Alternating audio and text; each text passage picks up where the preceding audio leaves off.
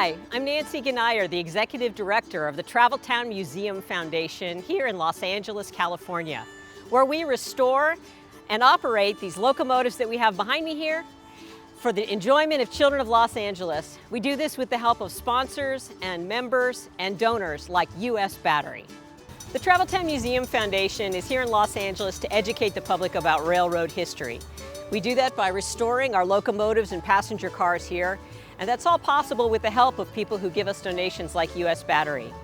US Battery's provided the locomotive starting power for our Charlie Atkins locomotive and for our M177, otherwise known as the Doodlebug.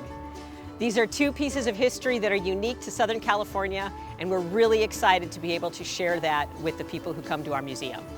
So this is Greg Ramsey. He's our mechanical supervisor who's kind of in charge of making sure all of our diesel locomotives run smoothly and operate. This is the Atchison Topeka Santa Fe M177. It's a gas-electric motor car from 1928.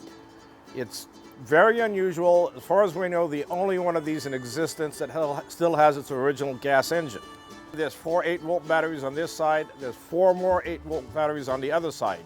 They're used to provide hotel power, if you will, for normal operation, and then when the engine is started, rather than having a starter motor, it has a starting winding in the main generator.